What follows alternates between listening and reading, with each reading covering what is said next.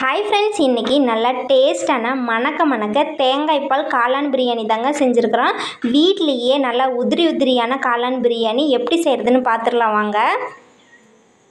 காளான் பிரியாணிக்கு தேவையான பொருளாக ரெடி பண்ணிட்டேன். இன்றைக்கி 250 கிராம் அளவுக்கு காளான், மசாலா பொருள், இஞ்சி பூண்டு பேஸ்ட்டு, ஒரு பெரிய வெங்காயம், ஒரு தக்காளி, கொத்தமல்லி இலை, புதினா இலை, அரை மூடி தேங்காய் துருவி பால் எடுத்து வச்சுருக்கிறேன். இப்போ குக்கர் வச்சிடுறேன். குக்கர் நல்லா சூடானதுக்கப்புறம் 2 ஸ்பூன் அளவுக்கு எண்ணெயும் 1 ஸ்பூன் நெய்யும் சேர்த்து நல்லா சூடு பண்ணிடலாம். இதில் 2 பிரிஞ்சி இலை, 2 ஏலக்காய், கடல்பாசி, பட்டை, கிராம்பு, இப்போ ஒரு பெரிய வெங்காயம் இதெல்லாம் சேர்த்துட்டு நல்லா கலந்து விட்டுடலாம். நாங்கள் போடுற வீடியோ உங்களுக்கு யூஸ்ஃபுல்லாக இருக்குது அப்படின்னு நம்ம சேனலை சப்ஸ்கிரைப் பண்ணிக்கோங்க. இப்போ 2 பச்சை மிளகாய் கீரி சேர்த்துக்கிறேன். இஞ்சி பூண்டு பேஸ்ட்டும் சேர்த்துட்டு இது பச்சை வாசனை போகிற அளவுக்கு நல்லா கலந்து விட்டுடலாம்.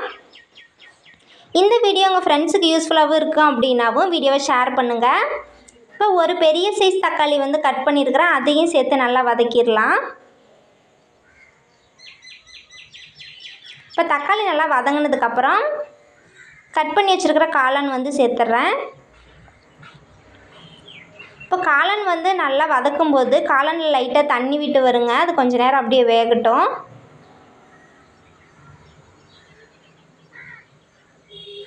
இப்போ இதில் தேவையான அளவுக்கு பிரியாணி மசாலா சேர்த்துட்றேன். கொத்தமல்லி இலை, புதினா இலை சேர்த்துடலாம்.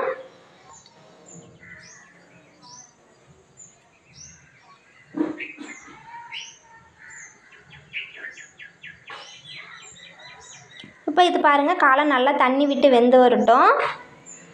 இப்போ தேங்காய் பால் சேர்த்துடலாம். நான் இன்றைக்கி 1.5 டம்ளர் அளவுக்கு அரிசி எடுத்துருக்கிறேன். அதுக்கு 3 டம்ளர் அளவுக்கு தண்ணி சேர்த்துக்கிறேன். இதில் தேங்காய் பாலும் சேர்த்துட்டேன். இப்போ தேவையான அளவுக்கு உப்பு சேர்த்துட்டு இப்போ ஃபுட் கலர் சேர்த்துருக்குறேங்க. உங்களுக்கு விருப்பம்னா சேர்த்துக்கலாம், இல்லைன்னா நீங்கள் கலர் ஆட் பண்ணாமையும் இருக்கலாம். நான் இப்போ லைட்டாக ஆட் பண்ணிக்கிறேன். இப்போ அரிசி சேர்த்துட்றேன்.